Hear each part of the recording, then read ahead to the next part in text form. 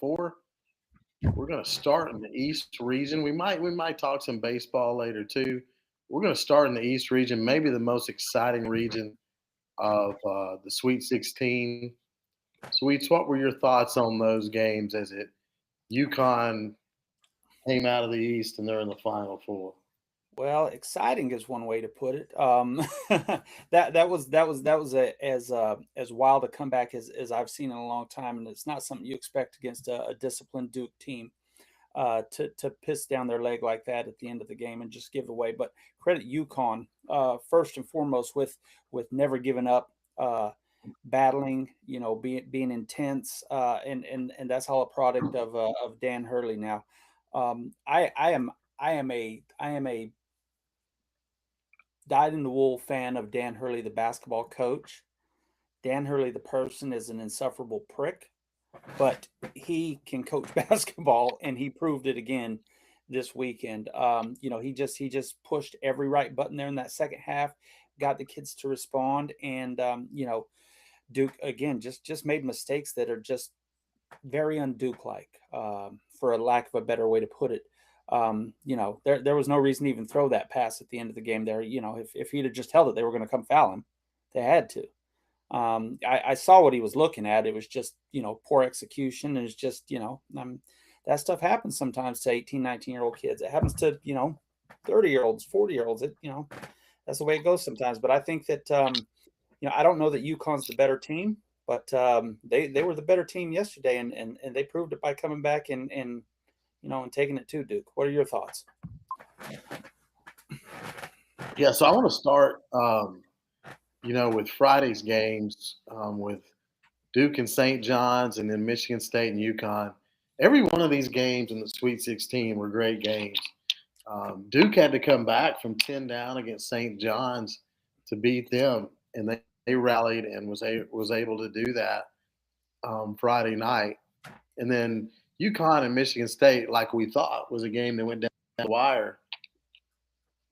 And you would think that, again, you mentioned Izzo and the point guards. You would think that Spears and Michigan State had an advantage down the stretch, and they had the ball with chances to go ahead. But one thing that Fears has not done some this year, he is a pass first point guard, and in the late stretches, he was trying to get people open, and UConn did a very good job of denying the ball to others, giving him a chance to shoot, and Fears didn't really take that opportunity. And UConn pulled away and got that game 67-63 with a couple of free throws late. So you had a 5-point Duke win, 4-point UConn win that set up that championship game with Duke and UConn, which I thought going into the game would be a very competitive game. First half, Duke's execution was really good, and they, built a large lead. Early in the second half, was up 20. You got to the 15-minute mark, and it was about a 15-point game. And from there, you could just see the game change on effort. And UConn, Hurley challenged that team about toughness and effort. And from that point on, from about that 15-minute mark, I text some friends at about 7 minutes. I'm like, UConn is playing their butt off. I don't know if they can get to the end, but they are competing right now, out competing Duke. And that was it. Every loose ball, second shots, they got a, every loose ball, they got several second shots. They just kept chipping away, and finally they got a steal on that last possession, where again they just competed. That they had a guy go up on the pass, deflect the pass, 2 inches higher that pass, and it's a dunk on the other end. So, again, I credit UConn as much as anything. Um, they mentioned Shire at the 7-minute mark of the game challenging his team to match UConn's effort, and I think that was the difference. Duke couldn't even get like a 3 to 4 minute stretch where they matched UConn's effort, and that to me was the difference. If Duke would have just got a 3 to 4 minute stretch when they were up 8, 9 points, where they matched effort and kept that game at a 7 to 9 point game, um, I think Duke wins. But again, they just kept allowing UConn to whittle away. 9 point lead with 7 minutes, 5 minutes to go, it's a 6 point game. With a minute to go, it's a 3 point game. And that just kept giving UConn the belief that, hey, we can pull this out. Let's just keep competing. And their guys, they just played their butt off. That's all you can say about it. And give them credit. Hurley challenges toughness. Patino challenges toughness. And that's why Patino and Louisville, or not Louisville, old Patino, St. John's. That's why St. John's was able to get up 10 on Duke also. I think if you look at the last 2 years, and the interesting thing to me in this is, so Duke lost last year to Houston in a very similar fashion where they controlled the game. But Houston down the stretch, their toughness, their defense, they just kept battling. And then they turned Duke over at the end. So I think, Shire's a good coach. I think he's obviously going to continue to recruit talent. He's done a great job. The last 2 years, they've been number one through much of the season in both seasons. I expect that he'll win a national championship. But in my opinion, the reflection on his part has to go back to, how do I get my team to raise their level of intensity in these moments, in these big games where you have to, not so much just execution, but the intensity to match it, to where you're all in on getting a loose ball. You're all in on getting a rebound. UConn had guys, crashing from 15, 20 feet on the wing to get, long rebounds. And that's Duke's got to match effort. And I think that the biggest thing to me in this is Shire's got to reflect and say, what do I do to get my team in these key moments in big games to play with more toughness, to play with more effort, to match that intensity to get a win. Any more thoughts on your part on this region? I just, I don't know how you coach toughness. I mean, I know how you coach toughness. What I'm saying is, I don't know how you get your players to play tougher, to want it more. I mean, they've got to come with that. If you don't want it more than the other guy, at this level, then more often than not, you're going to end up losing, because everybody's talented at this level. And Duke's just, like you said, they just refuse to match UConn's intensity. They just would not do it, and that's why UConn was able to come back and win that game. But that's, it speaks volumes to the program that Hurley's built up there. And not only just talent, but like I said, just toughness and the ability to even when the game looks like it's out of hand, to just to hang in there and keep fighting. And late in the season, UConn struggled a little bit. They didn't look that good at the end of the year. You recall we talked about it. But Yep. we also said that, if there's a coach that can turn them around and get them to where they need to be for the tournament, it's Hurley. He's won 2 out of the last, 3 or 4. So the guy knows what he's doing. And, here we are back at another Final Four. So tip your cap to him. You count this year as the 4th year, to your point. He won 2, lost last year to Florida. You add this year in the last 4 seasons, he's 17-1 in the NCAA tournament with only a 2-point loss to Florida last year. Yep. So, and again, Florida was a very good team last year. So that goes without being said. And again, the effort that he was able to get out of his team to win this game yesterday goes without being said. It's one of the best coaching jobs to pull that game out. Truly. That you can speak of. Truly. And you mentioned toughness. Go ahead, Kevin. You mentioned toughness. I worked for a guy when I was in college that just demanded it. And I think Patino does. I think Hurley does. Kelvin Sampson does. And when I say demanded it, there was a year that, and this is Eddie Sutton where I'm talking about, he felt like the team was playing soft. And so he actually went and got football shoulder pads and helmets from the football team. They lost to BYU. This is after I graduated. and this team ended up going to the Final Four for him. It's a really good team. They lost to BYU on the road.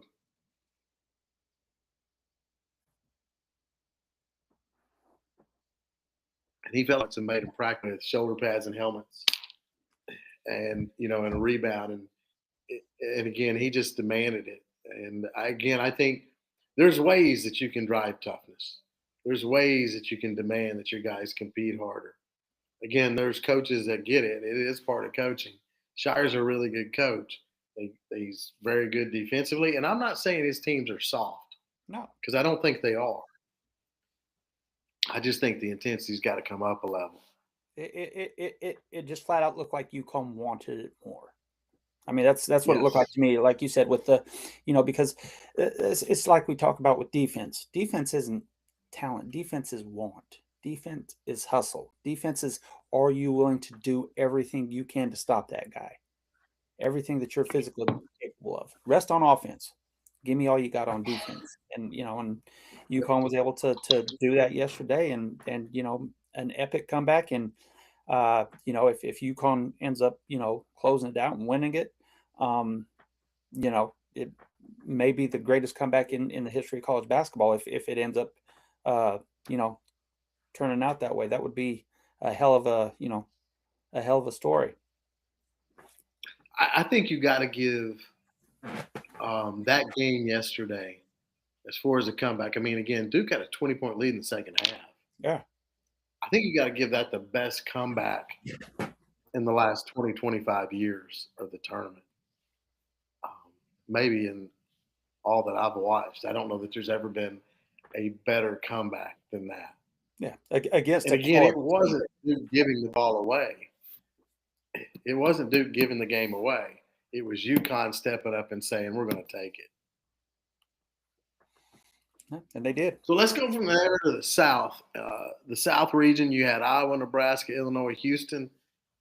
What were your thoughts on this region? I'll be honest, I had this region all wrong. Me too.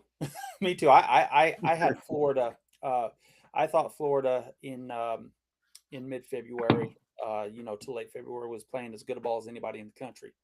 And I thought they were primed and poised to go on another run until they ran into to the Hawkeyes of Iowa.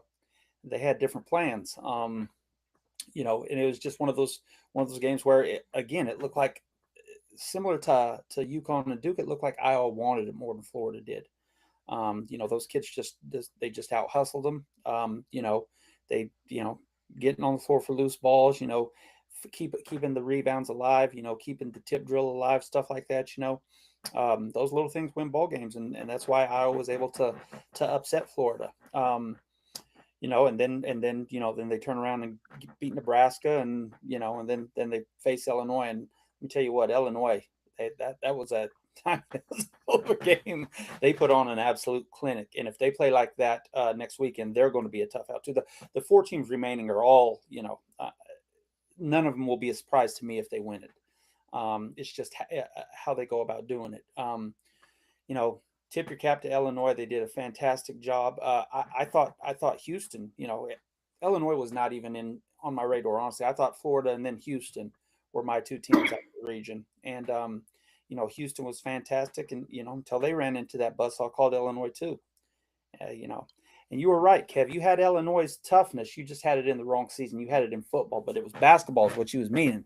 Because here they are in the Final Four. They are, and again, we did talk about them in the Houston matchup. Again, how two teams of toughness, and that was really the matchup. One thing that stood out in that Houston-Illinois matchup was Illinois' length. Houston could not get off any shots that were not contested. Every shot they took was contested. Illinois' length really bothered them, and they got that game. Going back to Iowa, Brendan Sturtz, I would probably say up until this point, maybe the player of the tournament, because he carried Iowa to the Elite Eight and gave them a chance to get in the Final Four. And he was really good in that And that championship game in the South Region Championship against Illinois, Sturts was still really good. So I give him, again, his props.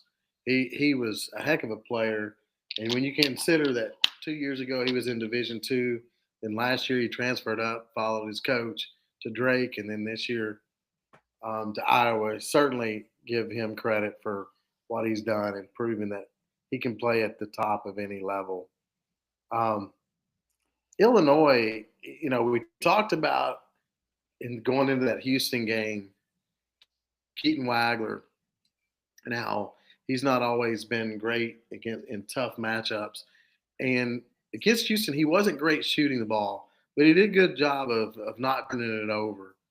And he played a good job at the point.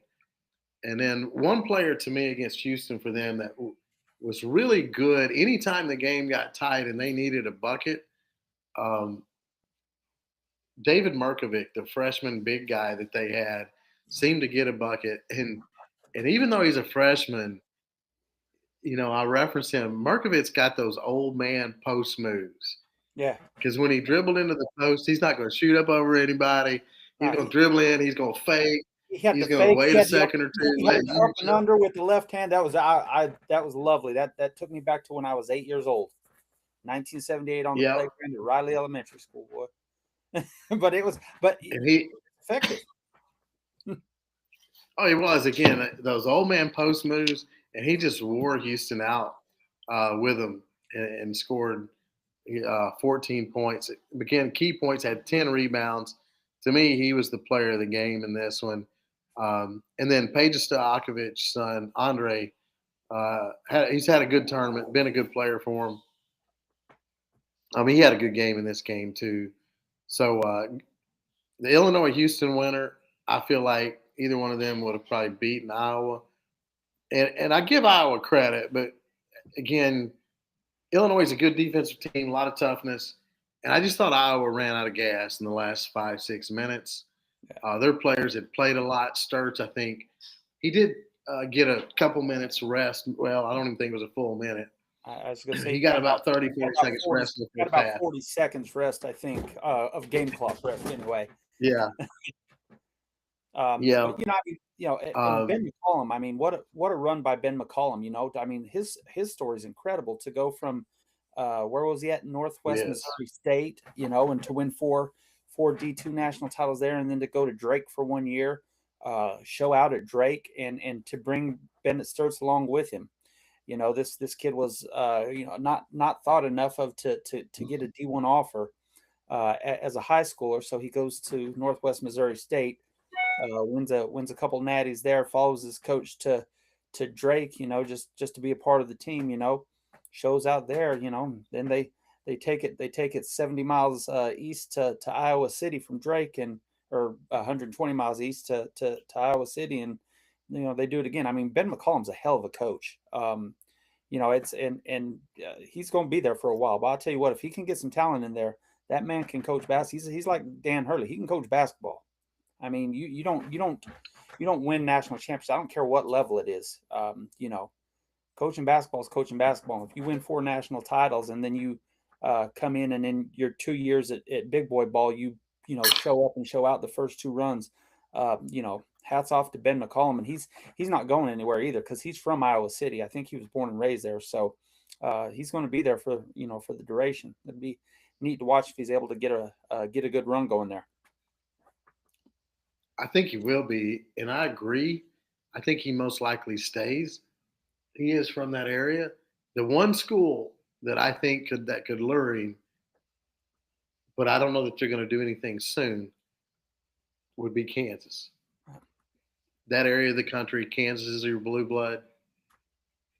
That being said, if Self stays at Kansas, and I don't think Coach Self is going to retire, but if he stays at Kansas another couple of years and McCollum stays at Iowa a couple of years and gets rooted there, then I absolutely think he stays.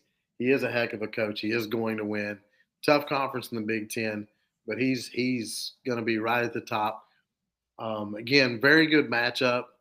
When you look at who Iowa played, they played Nebraska in the Sweet 16 with Hoiberg. Hoiberg may be the coach of the year this year. Very good matchup between coaches there, and then and again the championship in the South with Brad Underwood. Very good coaches there. All Big Ten guys. Those guys, I think Nebraska, Iowa, Illinois, they're going to be top 20 fixtures in the next 5 to 7 years. Illinois has been. Iowa will be with McCollum, and I think Hoiberg has Nebraska, where they will be a mainstay in that top 20. Certainly hitting It the sets right up. Yep. It sets up a matchup. We don't have to get into the matchup yet. We'll cover that maybe tomorrow. But UConn, Illinois, and that side of the Final Four, again, two teams that are going to be all about toughness and the matchup. And, Underwood's a good coach. Hurley's a good coach, obviously. Again, I go back to Brad Underwood. If you look at what he's done in the Big Ten the last 4 or 5 years, won the conference tournament twice, won the Big Ten championship once. This year's team was second in the Big Ten. To me, I am glad that he was able to get a win here, simply because now he will get his due. He's one of the best coaches in college basketball. I would put him in the top 10. Definitely one of the best in the Big Ten. All he does is finish in the top 3 or 4 every year in the Big Ten. So, to me, it was good to see him get this. Again, and you're going to have two great coaches. From there, let's go to the West, where we had Arizona, Arkansas, and Purdue and Texas in the Sweet 16. What were your thoughts on the West region and how it played out? Great matchups all the way around out west. First of all, I'll start off with Arizona and Arkansas. Arizona, number one for much of the year, and like you pointed out, outside of a 6-day stretch, they didn't lose a ball game all year. Ran into a good Arkansas team with maybe the best player in the country in Darius Seika, who kept him in it. I mean, they battled and if Calipari could get the kid to stay, there's no chance that happens. But if you could get him to stay, Arkansas could go on a little run here. A hell of a talent. If he could have coached a little bit, got Pitino's toughness into that Arkansas team, they might have done something this year. Weren't big on defense, but I'll tell you what, Acuff is a lot of fun to watch play offensive basketball. And then you got Purdue at Texas. Nobody expected Texas to get as far as they did. And they had a shot to win it there at the end. I picked them. I thought they were going to upset Purdue. Played a heck of a game. Just didn't go their way at the end. And then you get the matchup with Purdue and Arizona, and Arizona just shows why they were number one for most of the year. They beat Purdue in every offensively, defensively, on the boards, hustle, coaching. They were just the better team. Arizona is going to be a tough out. Really, really like what they're doing right now. Their size, they're long, great guard play, can shoot the ball. A lot of fun. Them and I'll say this: the Arizona Michigan winner will be the favorite versus the Illinois UConn winner. Would you say that's fair, Kev? Absolutely, 100%. But I like I said, it won't surprise me if any of these teams end up cutting down the nets at the end. Like I said, just Hurley's 2 out of the last 3, and he could be going for 4 straight with a little luck last year. Arizona's been number one for most of the year. Michigan probably the best team in the tournament so far. Just long across that front line, can shoot. Just a lot of fun, a lot of good basketball this weekend. What are your thoughts on this that West region, Kev? Yeah, so again, to me, it's all about Arizona. They're just, when I look at Arizona, they're just so good offensively. Transition offensively, moving the basketball very efficiently. They've got 4 or 5 guys that can score, and they just do a great job of moving the basketball. They're a team that doesn't shoot a lot of threes. Against Arkansas, they shot 64% from the field, only shot 8 3-point shots. But they got, they get points in the paint, and they just move the basketball so well. And then, that Purdue game, the first half of that Purdue game, Purdue played really well. Their big man and Braden Smith did a really good job. Their big guys for Purdue got points and got to the free throw line. But again, Arizona in that second half, they came out, got the transition going, moved the basketball, and again just scored well and took the game over in that second half. You take both games combined in the Sweet 16 and the Elite Eight, Arizona hit 10 3-pointers. So they dominate, with transition points in the paint. They had 40 points in the paint against Purdue and against Arkansas. Let's see, I know they had over 50, I think, in the paint against them. They had 60 points in the paint against Arkansas. So that's their method. It's a little different than today's basketball. Today's basketball relies a lot on the 3-point shot. Arizona is all about transition, getting up and down the floor, balance scoring. Again, they've got good offensive players. And the most efficient offensive team in this tournament in college basketball, maybe the most efficient offensive team in the last few years in college basketball. Do you want to go back to Arizona Purdue just for a second?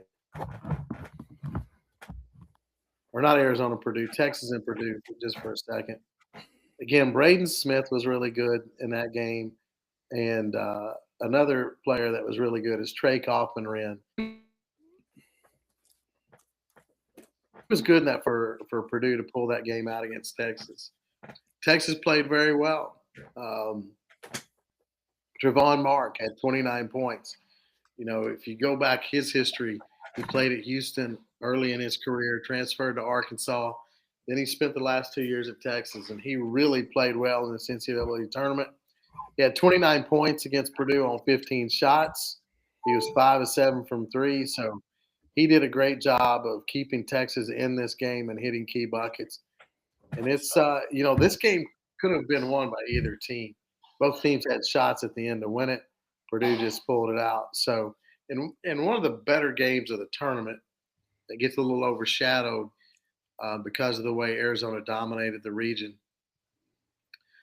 You got to give Texas credit. You referenced, you gave them credit, and they certainly deserve it.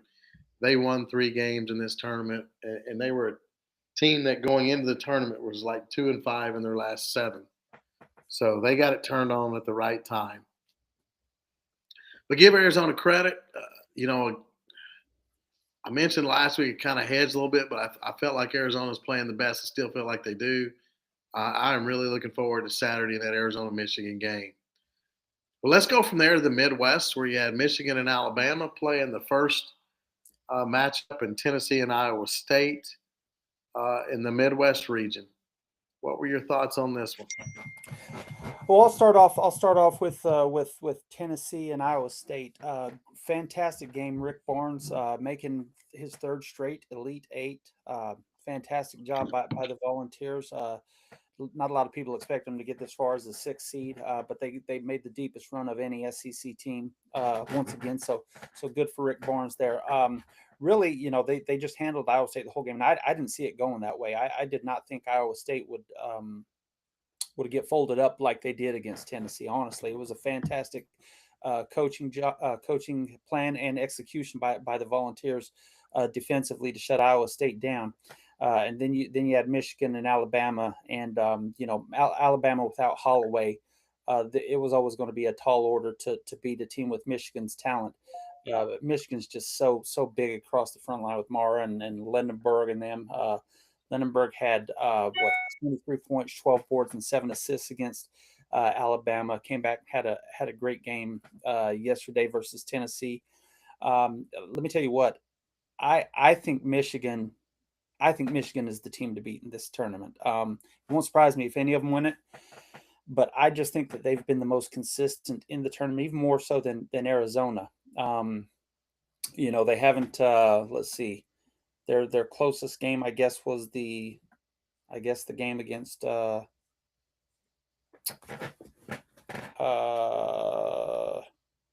I guess. Yeah. So Michigan's been fantastic.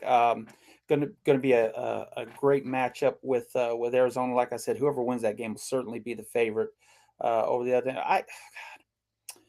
What do you think about that game, Kev?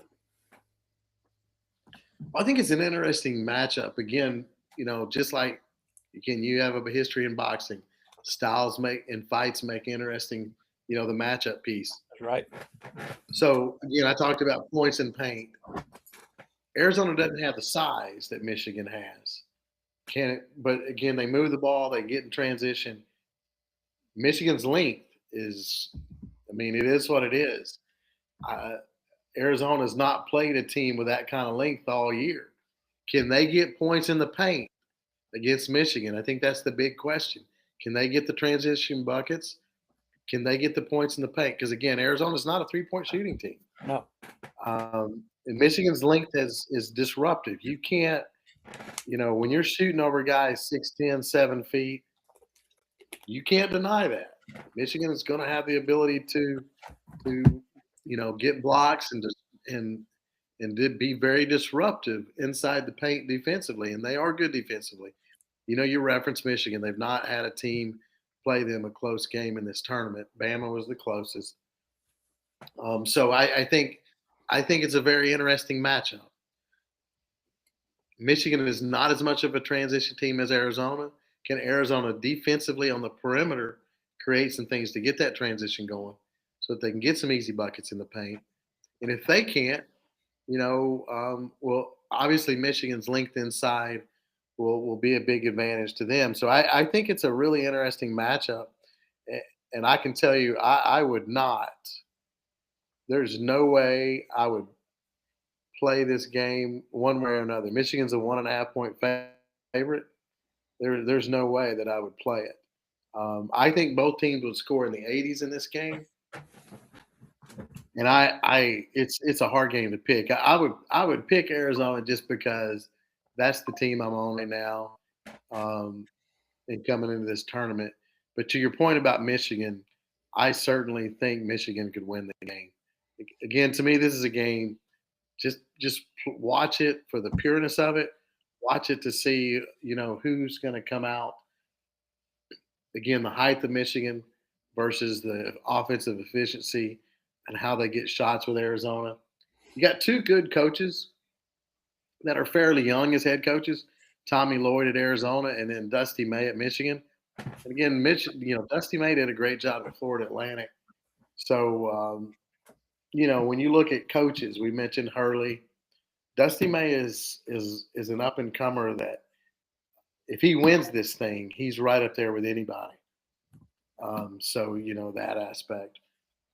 One thing again, I do want to kind of touch base back on Tennessee and Iowa State because such a competitive game, and you mentioned Rick Barnes.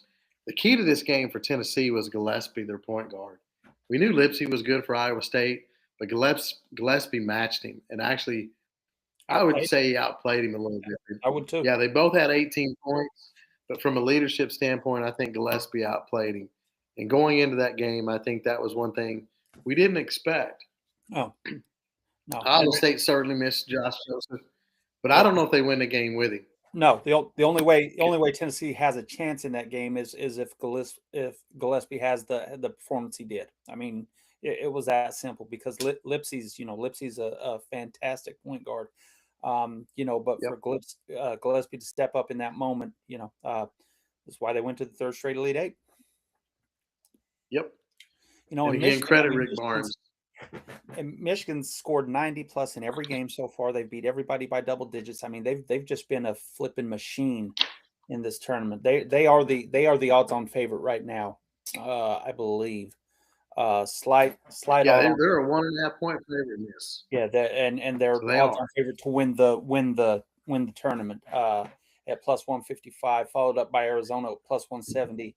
Illinois at plus 400 and UConn at plus 700. And I'll tell you what, if I was a bet man, I would be more than comfortable laying a little cheddar on UConn at plus 700 because, that's honestly disrespectful. I mean, Vegas thinks very little of UConn at plus 700. Honestly, I thought they would. I knew they would probably be around Illinois' number as far as long odds go, but, whew, that's deep. That is deep. Well, you certainly, in a one-game matchup, you don't want to bet against Hurley. No. That's where I would say again, and again, I love both these matchup. I love Arizona, Michigan. I love Illinois and UConn. It's just again simply because of the matchups. Yeah. The coaches, Illinois, energetic, yeah, fired up. It's this is just everything, everything. The coaching, the players, the storylines. It's just a really good Final Four. Illinois, UConn is again. It's just going to be the toughness in that. But both those coaches are going to challenge their teams, and those teams are going to lay it on the line. And the team that gets the most loose balls, second shots, will win that game. And again, you've got Illinois, who has a lot of length, and then Michigan, Arizona, two of the best teams all year. Both teams execute. Both teams are well coached, talented. So again, great matchups there. So we'll do more like with the preview part tomorrow within that. But let's take 10 minutes here and kind of recap SEC baseball this weekend. What were your thoughts on the SEC baseball series? Well, it was a weekend for brooms, Kev. 7 of the 8 series were sweeps. The one that wasn't was LSU, but hey, we won a series, so we're moving in the right direction now. We'll start off with that one. LSU hosting Kentucky, took 2 out of 3 from them, with beating them by a touchdown on Sunday, 17-10. Really much needed series win for LSU. And it's just about being consistent and get things together. You put up a lot of runs this weekend. You don't want to give up 10 that often, but LSU put up enough runs this weekend that you feel a little more confident in what they've got going now. If we can, who do we got coming up this weekend? Tennessee at Tennessee. Tennessee. In Knoxville? In Knoxville, yes. Okay. Tennessee in Knoxville, and they're coming off getting swept. Yep. I was going to say in Tennessee, Josh Allen, they're just coming off of getting swept for his first time as a college coach. Should be a good series. I'm looking forward to some good baseball this weekend. I expected a couple sweeps this weekend. I did not expect 7. Not at all. Not at all. And some of them were Bama Auburn would have never saw that one coming. No. Would have never saw Bama sweeping Auburn. Would have never saw Florida going to Arkansas sweeping Arkansas. First time in 10 years that Arkansas has been swept in Fayetteville. And it was so those two I didn't see. It was to a Florida team that many people think is not your typical Florida team. So it's like I've been saying it all year. I still think people were jumping off the bandwagon for teams like Florida, LSU. They did on Georgia early. These one thing these teams have in common is they've got a lot of talent. It's just about bringing it together, and they all got coaches that can do it too. Sometimes it takes a little longer for these kids, especially with the transfer portal and everything. These kids coming in new situations and stuff. It takes them a little while to get adjusted, and I think you'll continue to see teams like LSU and them get better as the season progresses with these transfers, and lots of good baseball this weekend. Where you want to go next, Kev? What game or series? Well, again, so from a series standpoint, I'll go Texas, Oklahoma, because those were 3 very hard fought games, and Texas ended up getting a sweep through that series. Game 1, Texas controlled that game, but games 2 and 3, Oklahoma had shots at that. Actually led the second game 3-1, and Kozart came on and out of the bullpen and pitched 3 shutout innings, and Texas was able to come back late and get a win. So to me, that just showed how good Texas is. We've talked about them. We all think they're the best team in the SEC right now. And the way that they swept them, I think, proves that. From there, I would go to that Mississippi State Vanderbilt series just because I want to talk. I think both these teams are the top 2. Mississippi State was dominant over Vandy. Doesn't surprise me in the fact that they played in Starkville. And so I thought they were dominant. And so those 2 teams are 7-2. Then you got a surprise team that's in there at 7-2. Now they played South Carolina this weekend. I'm going with Georgia here. You expected them to sweep South Carolina, much like when they came back and beat Tennessee Sunday. They had to come back in the Sunday game again against South Carolina, and South Carolina beat Arkansas. Stones pitched well on Sundays for South Carolina, but Georgia came back and got the win there to put them at 7-2. You look at Georgia's three series. They beat Tennessee, went on the road, won 2 out of 3 at A&M. A little less competition this weekend with South Carolina, but I think they can certainly be proud and feel good at where they're at. They're overall 23-6. State and Texas are 24-4, 23-4, and both 7-2. So I would say right now those three teams have established themselves in the top part. Any thoughts you have on those three teams, or No, any series you want to go to from No, there? I totally agree with you. There's just so much talent in the SEC baseball wise, I mean, you look at a team like like number what was Arkansas, number 4 coming in, getting swept by an unranked Florida team, who's sitting at 6-3 now in the SEC, 23-6 overall, and Arkansas, who's number 4 in the country, is now sitting at 4-5 in the SEC, 19-10 overall. So just that one series this weekend really flipped the way you think about the SEC and these two teams in general. It's a perfect microcosm of the SEC because Arkansas has been highly ranked and so highly thought of, and now they're near the bottom of the SEC for standings. And Florida, sitting there with only 6 losses now. Florida's going to be okay. Florida's going to be okay. They've swept Arkansas. They've got a better conference record. They've got a better overall record. Florida's not that bad, guys. Not that bad. Their pitching has definitely been good, and you're right. Florida's found ways to win. Along that same line, we go 6-3. There's a team in this group that to me is a huge surprise. I picked them in the bottom 4 in the conference.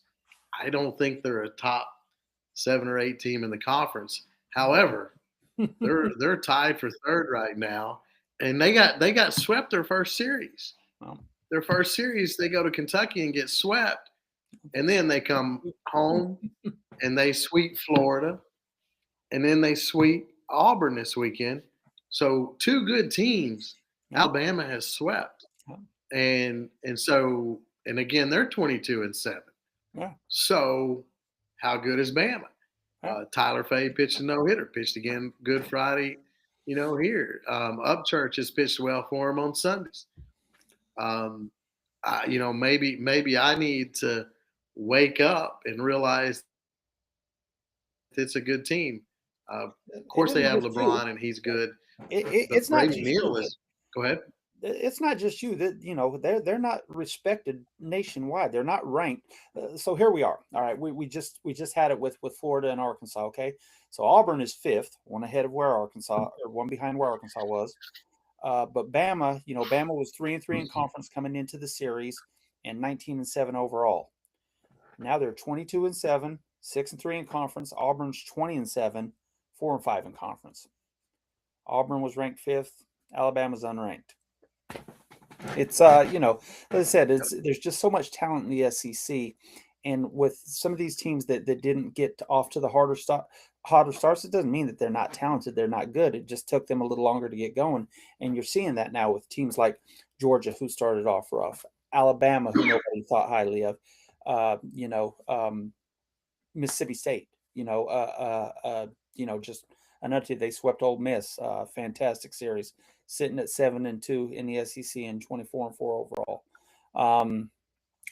Just lots of good baseball here, and we didn't even talk about Vandy. We did actually talk about Vandy, who took 3 from Tennessee. I mean, they're sitting there at 5-4 in the SEC now, 17-12 overall, a little rough there, but if they can be at 500 in conference play, they're going to be in the tournament. It is. It's interesting. And again, we did say at the beginning of the season that there was very little difference between the 5th place team in the SEC and the 12th place team in the SEC. And I think that still remains to be. You're going to have 10 teams from the SEC that could make the College World Series. I do think that we may be upwards to now probably 12 teams. If we stop today, probably 12 teams would get into the NCAA tournament. Certainly, Arkansas would get in. I think LSU was winning too. And again, they beat Louisiana Tech. I think they would sneak in the tournament if it was today. An interesting team in this mix, though, that I'm just scratching my head because they got players and they've been in a lot of games similar to LSU, and LSU's lost some games they could have won. Tennessee's 3-6, 18-10 overall, sitting right now tied for 12th place in the SEC. Actually tied for 13th in the SEC. No, I will Yeah, get it with Ole right Miss. eventually. Yeah, Tied for 14. Yeah. Tied for 14, yeah, with Ole Miss. And then you have Missouri and South Carolina, 15-16. So, and then Ole Miss lost 3 in a row this week on their home field to Mississippi State, which again, credit Mississippi State with that. I mean, But Ole Miss is 19-10 overall. They're 3-6 in the SEC, ranked 18th. They're going to get knocked out by Mississippi State, but 19-10, 3-6 in the SEC. Not the best start, but they're fine. Ole Miss is still a quality baseball team with plenty of talent. They're going to be fine. Like I said, there's going to be a really, really good SEC team or two that doesn't get to play in the postseason this year because they just had a rough go during the SEC play. The other team, that's the other team that you were talking about when you're saying that they may not make it right now. Ole Miss sitting there at 3-6, ranked 18th. Yep. So obviously losing the opening game against Kentucky, LSU had to come back and get the next two. There's no way that you could start the season at 3-6 with 2 series at home and 3 series that you could have won. And if we would have lost all 3 of those series, it just probably was just not a good place to be in. They fought hard. They really stepped up their intensity.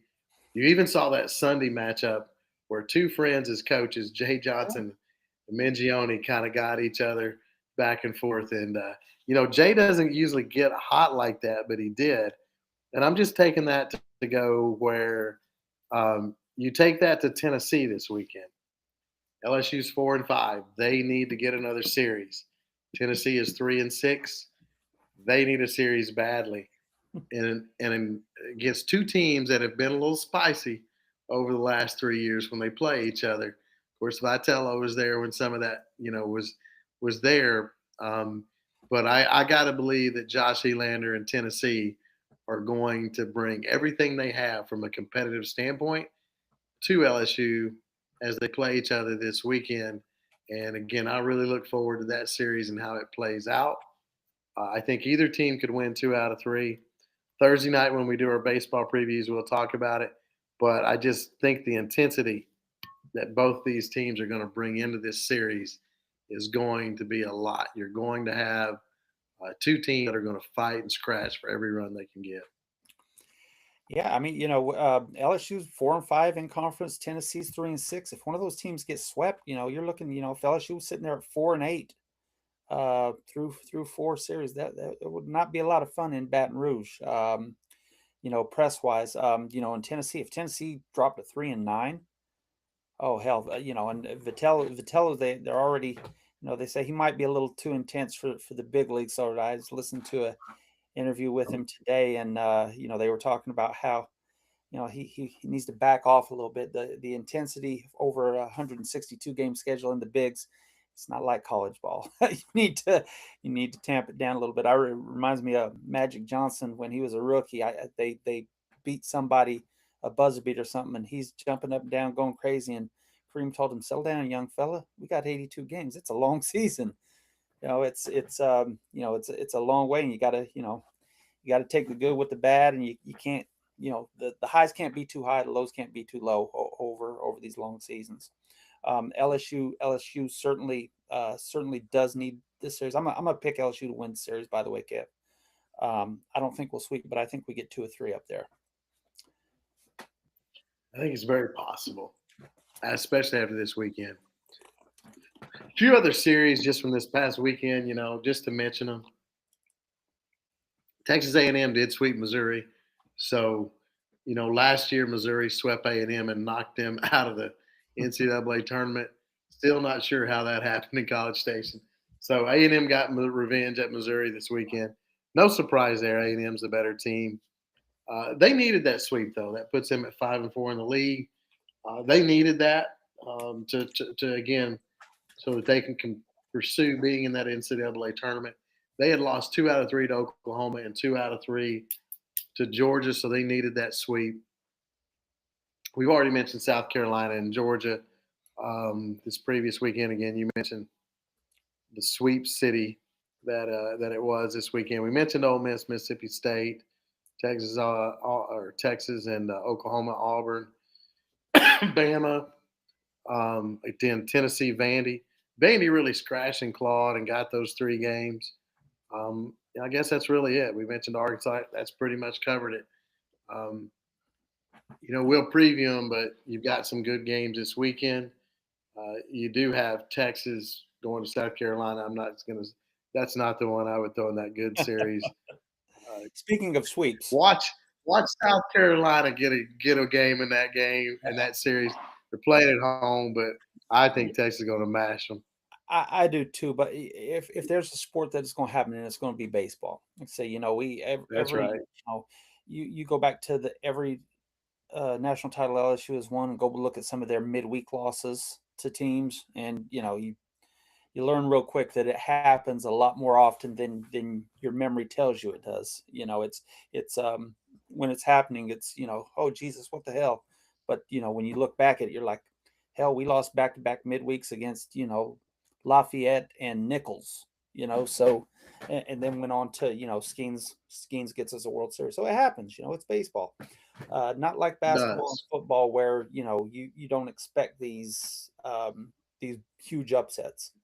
Lots of good baseball this weekend. Lots of good basketball this weekend. The big leagues are fired up now. The Braves are in town. Got a few wins with Walt Weiss as their manager. I really like Weiss, fiery guy. He should do well. He should do well for Atlanta. He's what they needed. They needed someone fiery to push them. Yeah, they've missed that. Yeah, certainly have. So yeah. I think that's exactly what they need. If they can get some pitchers healthy, I still like their lineup and their chances. Oh, yeah. Again, going back to some weekend matchups, and we'll call it that. You got Arkansas and Auburn this weekend at Auburn. Both those teams, obviously need to get healthy with some wins. That's a tough place for Arkansas to have to go. Playing at home, Auburn, they've lost 5 out of 6 in the conference, so they need to answer there. Alabama goes to Oklahoma. That's an interesting matchup to me. Just simply, can Alabama continue? They've won 6 in a row, and then they're going to go on the road. They're number 8, and then number 16, Alabama, sir. Make sure you put some respect on their name. 16. That's right. Alabama. Number 16, Alabama. Absolutely. And then the other series we'll talk more about, but again, should be a great one. 2 teams that are 7-2, Georgia to Mississippi State, playing in Starkville. Georgia's going to bring those bats. Yes, Battle of the Bulldogs. Georgia's going to bring their bats, and Volko and Dylan Volk have pitched pretty well.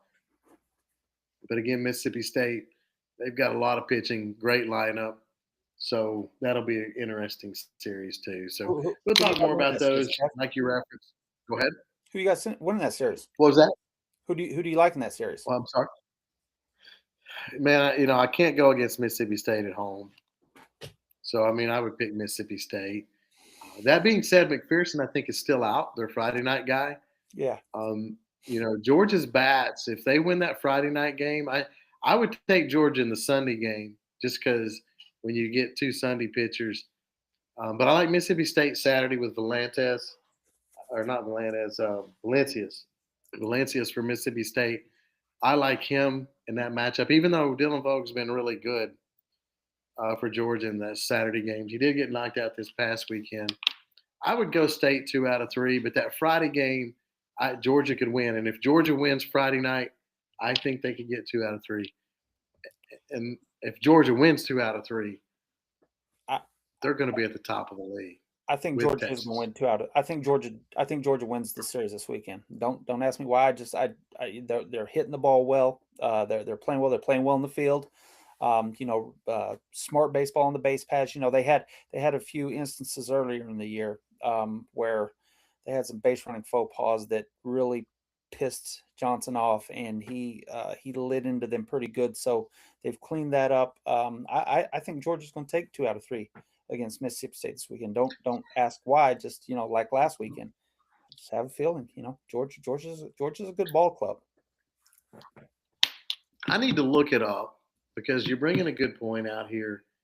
When I think of Georgia this year, I think their bullpen has been as good as any bullpen in the SEC when they've had to go to them. And I need to look up their bullpen performance, ERA, in that. I think if we did that, I think we're going to see because they've been really good. Game 3 against Tennessee strictly was that bullpen coming in and shutting it down, and they've not gave up runs late. They've not cost the bullpen's not cost them a game. It's held them in games and allowed them to come back and win. So No, like you said, I just yeah, looked it's at the other night. What was it said? Justin Bird came in and went 4 and a third, coming in for Volchko in the second inning, and just gave up 2 hits and just kept the train on the tracks and allowed Georgia to win the game. You don't expect Volchko to get knocked out in the second inning, so to have a reliever come in and to be able to give you 4 scoreless is it's damn impressive. and Scott did the same thing for him on Saturday. Yeah. Yeah, with having Ishikawa back, I think that it certainly will help them in the bullpen as well because now you've got another starter back, so you're not having to dig as deep. But like I said, Georgia's a good team, and they're going to go as far as their pitching takes them because Georgia's going to continue to hit the ball. I think they're going to continue to hit the ball. Absolutely, I just don't know no that. question about it. Yeah, I just don't know that they can, that their pitching can, is enough for them to go as deep as they can. But they, if their bullpen keeps throwing the way they do, that's all you got to do. You just got to have your bullpen keep you in the game. That's all you can ask them is to keep you in the game. And Georgia's done that as well as anybody. You are spot on about that. Well, that's it. Again, great weekend of sports. You got a lot of good SEC baseball, and we have the Final Four this weekend. 2 great matchups there. We'll be back tomorrow to talk Final Four matchups, and Thursday we will talk the baseball matchups in the SEC. That's all I've got. You mentioned Sweets. You mentioned Major League Baseball getting started this week. So again, exciting stuff there. Again, Vitello intense already. Braves with a walk-off grand slam on Saturday night, 1 2 out of 3. Okay. So And the again, Hawks, good to see and some things. what about the Hawks? The Hawks have won like 14 or 15 or something like that. They have, and they're playing well. And the amazing thing in this, now I'm not going to say it's amazing because it's something I felt like for 2 years. They were always a better team without Trae Young.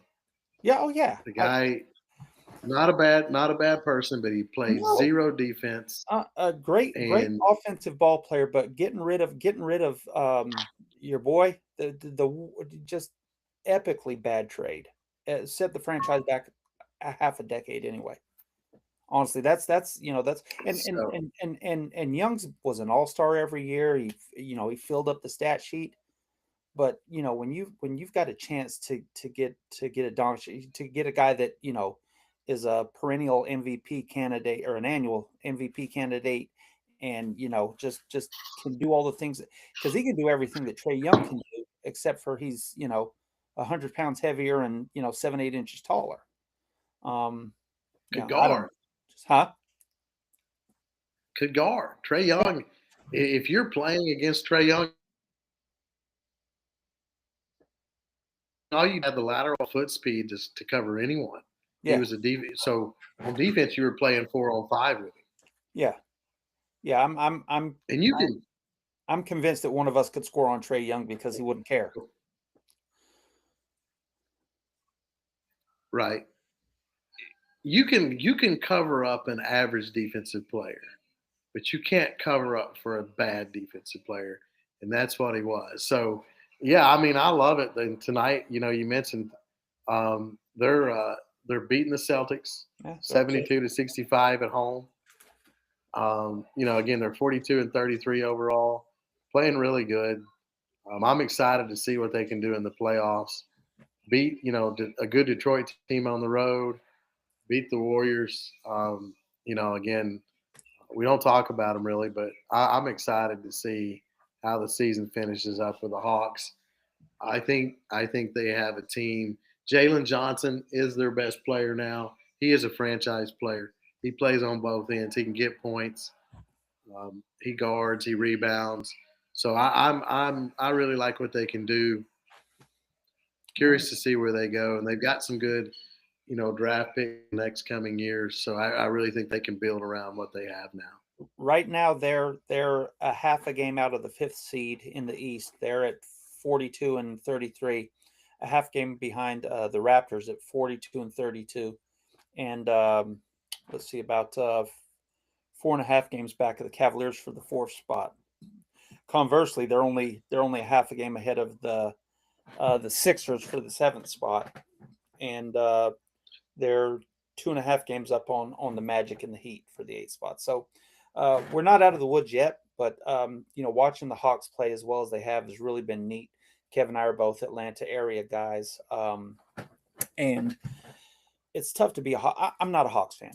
I'll say that, but it would be tough to be one. I'm not from here, so but it would be tough to be one because there's just such an inconsistent product, and when they are consistent, it's consistently bad. So it's been tough to be a Hawks fan.